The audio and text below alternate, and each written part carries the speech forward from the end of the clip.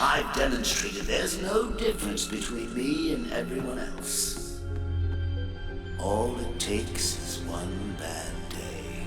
When it came out back in '86, I remember buying it off the stands and A, being blown away by the artwork, B, being blown away by the story, but also being disturbed on really, really many deep levels that I wasn't expecting. Right. And there are aspects of the comic that, like I said, it's just disturbing. And I've always kind of been bothered by the way Barbara is treated basically as a plot device in the story. So fortunately, when we decided to make this feature, when we made the decision to expand it to feature length, I suggested that early on that we spend all of that extra screen time with Barbara and Batman before the Killing Joke happens, so that we can get to spend more time with her as a character and get to know her and respect her a little bit more, so that when the Killing Joke happens, it's not just that she's, Miss Victim.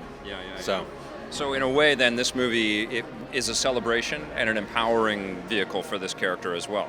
That was definitely, almost the big question that was asked from the beginning. Yeah. Do we stay 100% faithful to the source material, or do we edit it? And I kind of feel like, we'd be doing a disservice if we softened it. I think we opened it up a little bit more. We fleshed out things more. I think like a prologue that we kind of did. It helps us understand who Barbara and Batgirl is and how do they fit into the universe. And she was not just a superhero. She was an aide, but arguably a sidekick or an equal to Batman. But she was also obviously a daughter. And so I don't know, like as Bruce says, maybe it makes it worse, But I think we understand who she is more. You really want to turn a robbery into a murder? You see another way out of this? Anytime you have a character that iconic, that prolific, like a Batgirl, and she's strong and she's beautiful and she doesn't have any crazy powers, but she's independent and headstrong, and it's like a wonderful role model for kids. And now as an adult, like, this is not a kid's film. This is something like, adult fans will really, really love, or people that grew up with Batman will really love, and hopefully people that were fans of The Killing Joke will love. And from what I understand, I don't know how the writers go through this process, because I think they're so brilliant in making this edition seem so seamless. I think if you're not familiar or that familiar with the comic, you'll think it was always part of the same story. If they would have come to me with a blank slate and said, we want you to write an animated feature, what would you want to write? I would have said Killing Joke. It was, there were parts in when I was watching it the first time where it got kind of tingly, you know? Yeah, it was like, wow, it's like those are, that stuff has a lot of emotional resonance that, I think it does when it's on the paper, but hearing it, and the actors are just so fantastic in this. It was a real rush. Can't have smoke bombs exploding in the apartment. I'm sorry. It's just that... I get it. Batman is here, and you seem to be getting tougher and tougher roles. I was blown away by your performance in Arkham Knight last year, my friend. Oh, and thank you. I was so proud of that. You really blew me away. So proud of that. So many levels, so many layers. You went insane in this game, and you were fantastic. Oh, thank you. I mean, I've known you for years, and we've talked together. I was like, literally, I didn't think that enough people were talking about your Batman last year. Absolutely. Really appreciate it. Honestly, one of my favorite things about the game is what you brought to that new character, to the character and that voice. You're the first person that has said that to me. You're the first person that has said that. It was wonderful. And I was so Absolutely proud of wonderful. it because I got to really go out there Yes. with that game. Yeah. I loved it. I loved it. And it's an amazing game. You were fantastic, but we're not here to talk about that. No, I know. Unfortunately, another day. The Killing Joke is also a very dark and disturbed and harassed and harangued Batman. You go through everything in this movie as well.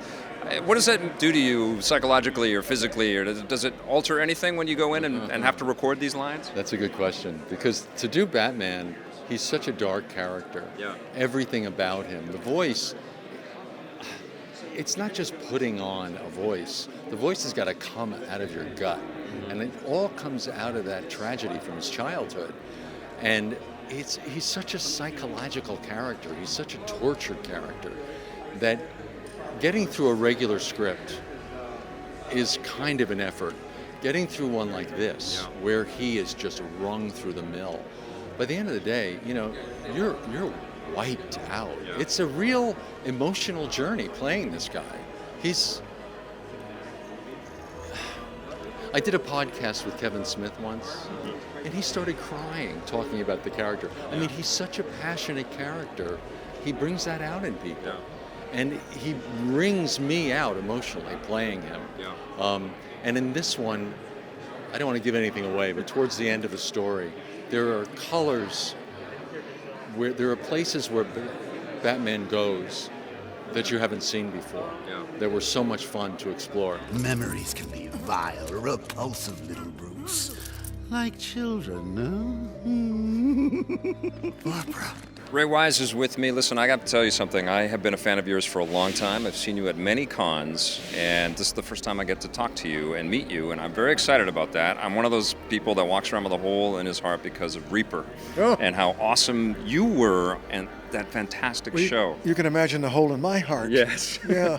I could have played that character forever. Oh, you were incredible. Everybody's got to look that up. But listen, we're talking about Commissioner Gordon. Right.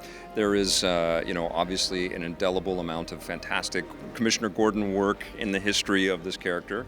And you've been a fan. I've been hearing you talk about this on other parts on the line there of Batman and these characters for a long time. I'm steeped in it. I'm steeped in the lore and the stories and all the different people who played the various characters, and this Conroy fellow who does the voice of Batman. Amazing, right? He's my Batman. Yeah. He's it for me. We have to show him our way works. Is it fun to get that massive challenge and say, well, everybody loves this. It's up to you to honor it. No, it's always so much fun to get challenged. You know, you always want to be challenged. That's why when we first started doing the show, I said, what about if Bruce Wayne had a different voice than the Batman character? What if Batman was so well disguised? Because it didn't make sense to me that, the richest guy in Gotham, he puts on a cape and a cowl and no one knows it's him. Come on. So they said, oh, okay, we'll try that. Because that was just the actor in me wanting to make my job a little harder. Yeah, good. And then as it evolved, they had me go against that a little bit because they thought it was a little too dramatic. But yeah, you're always looking for ways to enhance the performance and to deepen the experience. And with this character, there's just so much to mine. He's such a reservoir of passion and anxiety. There's so much going on with him that there's a lot to dig your teeth into. Well, you also have this career that spans decades now, working with Mark Hamill, and he's got some amazing stuff to work with in this movie. How lucky am I to work with Mark Hamill? Unreal. I mean, he's phenomenal. Right. And tell me about so generous. When you're acting, half of acting is when you develop as an actor. I've often said it's a contradictory thing because you have to get more and more vulnerable. To be a better actor, as you evolve through your life, you have to get more and more vulnerable. You have to get more and more exposed to your emotions. And yet to survive in this business, you have to get tougher and tougher and tougher, a thicker and thicker skin. So it's like you're developing in two different directions at the same time. But when you work with someone like Mark, it makes it so easy to open up and be vulnerable because he wants you to be good. He's a generous actor, and he wants you to be good. And I want him to be good. We trust each other so much that it makes us able to go crazy, And you can go. Acting's about taking chances, and it's just much easier to take a chance with someone that has your back.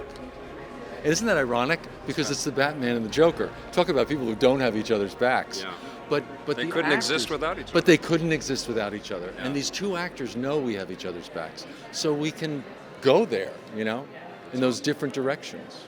Kevin, you've always been great, and you've never been better. Hey, thanks for checking out that video on our EPN channel. It's just one small part of the things that we make around here. So if you liked it, don't forget to check out some of our other vids and hit that subscribe button.